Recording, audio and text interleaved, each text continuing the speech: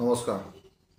বৰ্তমান সমাজত যি চলি আছে সেয়া অসমীয়া সমাজখনৰ বাবে মই ভাল নহয় বুলি ভাবিছোঁ বা সচেতন কোনো অসমীয়া মানুহে এনেকুৱা ধৰণৰ অসমীয়া সামাজিক পৰিৱেশটো ভাল নোহোৱা বা বিনষ্ট হৈ পৰা যেন অনুভৱ কৰিছে। এই কথাখিনিৰ ওপৰত মোৰ যথেষ্ট ক'বলগীয়া আছে, যদিও তাৰ আগতে এটা অজন্তা বৰগোহাঁই দিয়া এটা ফেচবুক পোষ্ট যথেষ্ট ভাল লাগিলে। সেইটো মই আপোনালোকৰ আগত পাঠ কৰি দিবলৈ লৈছোঁ। তাৰপিছত মই তুলনামূলকভাৱে দুইফালৰ কথাখিনি এবাৰ ক'বলৈ যত্ন কৰিম। ভিডিঅ'টো শেষৰ অংশলৈকে আপোনালোকে স্কিপ নকৰাকৈ ভিডিঅ'টো শেষলৈকে চাব বুলি মই আশা কৰিলোঁ। শংকৰ সংঘ বনাম টাই আহোম সংগঠন। বহু বছৰৰ আগতে বিশিষ্ট সমালোচক ময়ূৰ বৰাৰ এটা প্ৰবন্ধ পঢ়িছিল, পথভ্ৰষ্ট হৈছে নেকি শংকৰ সংঘ। এই লেখাই সমগ্ৰ অসমত আলোড়ন সৃষ্টি কৰিছিল। আন এটা লেখা পঢ়িছিলোঁ হোমেন বৰগোহাঁই ছাৰৰ। তেওঁ আৰু মাজুলীৰ বলোৰাম দলেৰ কথাৰে আৰম্ভ কৰিছিল। বলোৰাম দলে তেওঁক কৈছিল যে তেওঁ সত্ৰৰ দুৱাৰদলিৰ পৰা এটা নমস্কাৰ জনাব, ভিতৰলৈ নোসোমায়, কাৰণ তেওঁ মদ গাহৰি খোৱা মানুহ বাবে সত্ৰাধিকাৰৰ বাবে অযোগ্য। সত্ৰাধিকাৰসকলৰ এনে ব্যৱহাৰৰ বাবে যে মাজুলীত বহু মানুহ খ্ৰীষ্টান ধৰ্মৰ প্ৰতি আকৰ্ষিত হ'ল তাকে বৰগোহাঁই ছাৰে উল্লেখ কৰিছিল। আৰু এটা ঘটনা ঘটিছিল আজি 4 বছৰমানৰ আগতে। দিল্লীৰ বায়ুসেনাত কৰ্মৰত মিচিং সম্প্ৰদায়ৰ এজন অফিচাৰৰ মৃত্যু হৈছিল। তেওঁৰ মৃতদেহ ধেমাজিলৈ লৈ অহা হ'ল, কিন্তু তেওঁ মাটিতে তেওঁক দাহ কৰিবলৈ দিয়াত বাধা দিলে শংকৰ ধৰ্মীসকলে, কাৰণ সেই মাটিত হেনো স্কুল খোলাৰ বাবে সিদ্ধান্ত লোৱা হৈছিল আৰু মৃত ব্যক্তিজনৰ ভায়েকে শংকৰী ধৰ্ম ল'লে, গতিকে নীতি নিয়ম শংকৰী হ'ব লাগিব। দিল্লীত থকা ককায়েকে শংকৰী ধৰ্ম লোৱা নাছিল। বায়ুসেনাৰ অফিচাৰৰ ছোৱালীয়ে তেওঁলোকৰ লগত যথেষ্ট যুক্তিতৰ্ক লাগিলত মৃতদেহ দাহ কৰাৰ বাবে অনুমতি দিয়া হ'ল।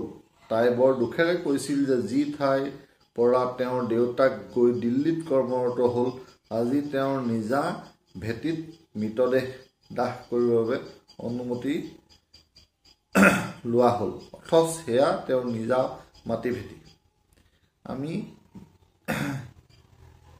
আমিবোৰ দায়ী পলক মানিছোঁ।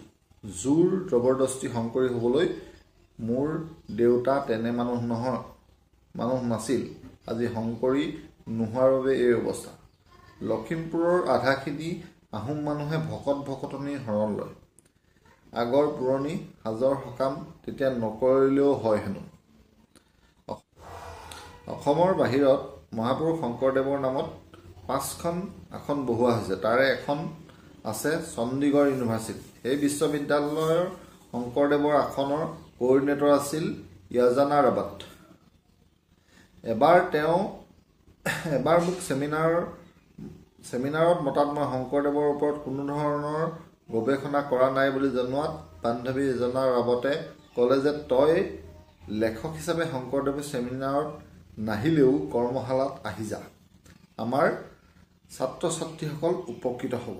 মই কৰ্মশালাত মহাপুৰুষ শংকৰদেৱৰ ৰুক্মিণী হৰণ নাটকখন কৰোৱাইছিলোঁ। ছেমিনাৰবোৰত ছাত্ৰ ছাত্ৰীসকলে কি শিকিব, তাতোতকৈ এনেধৰণৰ নাটক ইত্যাদি কৰালে মহাপুৰুষজনৰ ওপৰত অলপ হ'লেও জ্ঞান অৰ্জন কৰিবলৈ সক্ষম হ'ব। মিউজিক ডিপাৰ্টমেণ্টৰ ছাত্ৰ ছাত্ৰীসকলে জুবিনৰ ট্ৰেকত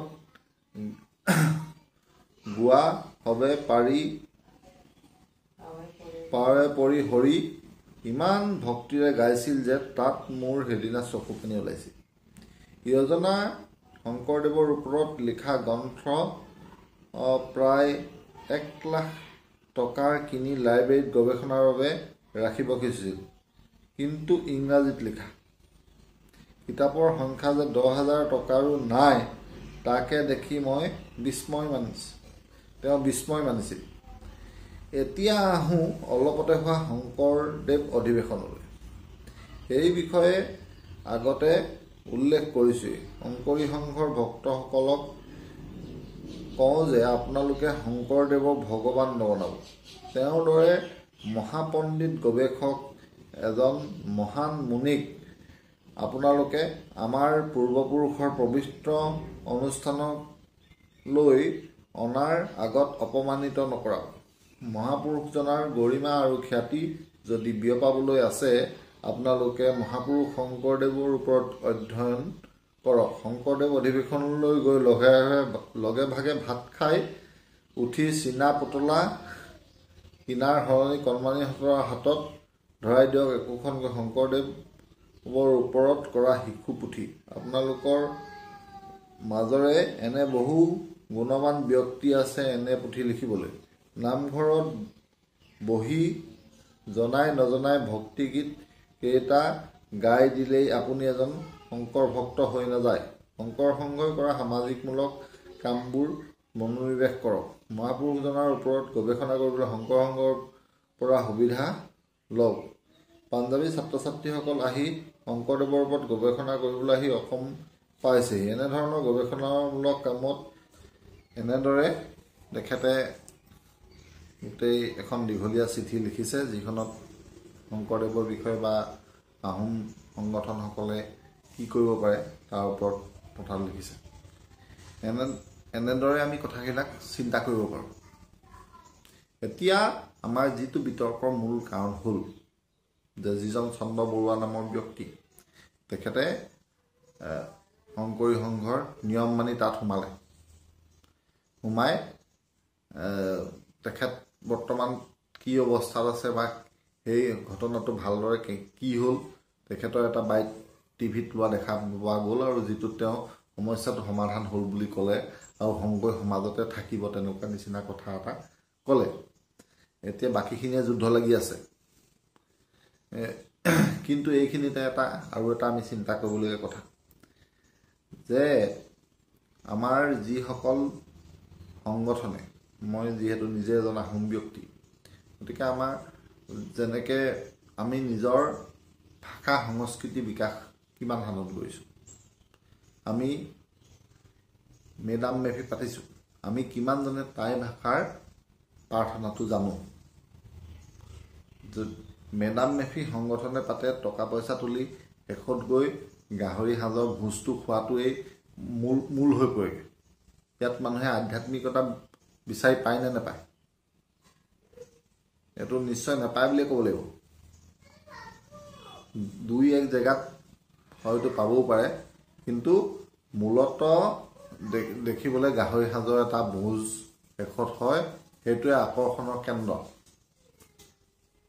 এই মেডাম মেফিৰ বাবে বা তেনেধৰণৰ অনুষ্ঠানৰ বাবে আগতীয়াকৈ আধ্যাত্মিকতা বিকাশৰ বাবে একো কৰা নহয়, যাৰ ফলত আজি এই পন্থত থকা ব্যক্তিসকল আমাৰ মাজৰ পৰা আঁতৰি গৈছে বা আমাৰ সংখ্যা কমি গৈছে। মানে আমাৰ শংকৰী সংঘত থকা আধা সংখ্যক হয়তো আহোম মানুহ। এতিয়া তেওঁলোকে আমাৰ নিয়ম পালন নকৰে বা নিজৰ মানুহখিনিৰ মাজতে এটা যুঁজ হৈ আছে। ২ নম্বৰ কথাটো হ'ল এই সংগঠনসমূহে, আমাৰ নিজৰ সংগঠনসমূহে জোৰ জবৰদস্তি নিয়মটো পালন কৰিবলৈ কাৰো ওপৰত জাপি নাই দিয়া বা দিয়া নাই, কিন্তু বহুত বাহিৰাগত ব্যৱসায়ীৰ পৰা জোৰ জবৰদস্তি চান্দা তুলিবলৈ বিচৰা হয় এনেকুৱা ধৰণৰ অনুষ্ঠানবিলাক কৰিব পাৰে।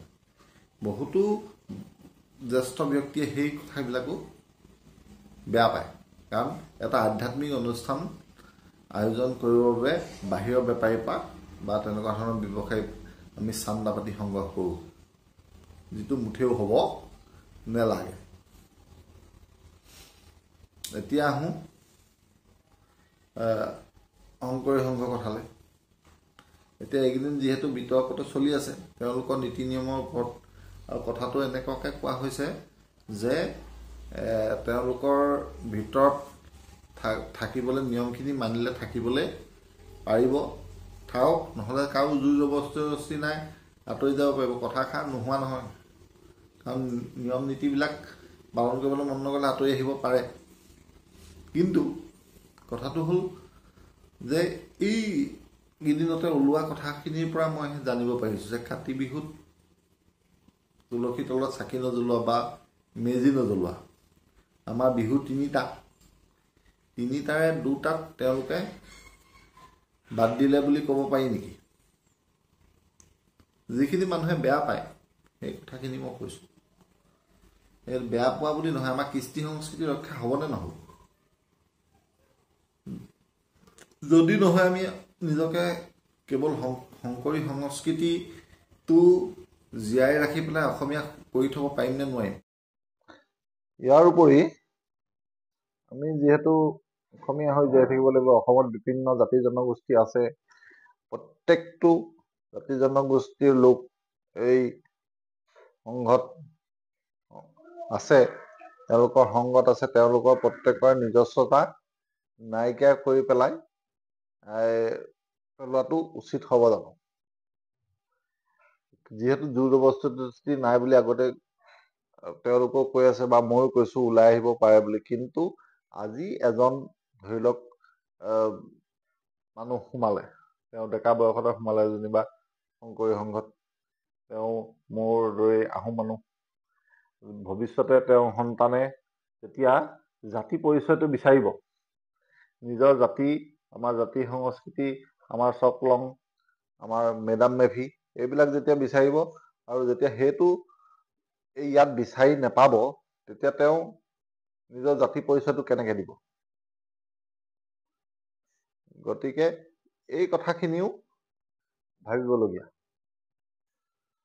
যিহেতু আমি অসমীয়া, আমি বিহু পালন কৰিব লাগিব, আমাৰ প্ৰত্যেকটো জাতি জনগোষ্ঠী জীয়াই থাকিব লাগিব আৰু প্ৰত্যেকটো জাতি জনগোষ্ঠীৰ সংস্কৃতিবিলাক ভৰিৰে মোহাৰি ছাৰখাৰ কৰি দিলে অসমীয়া জাতিটোৰ অস্তিত্বটো প্ৰকৃততে এনেধৰণৰ বাৰেৰহণীয়া সুন্দৰ হৈ নাথাকিব দৰে লাগে।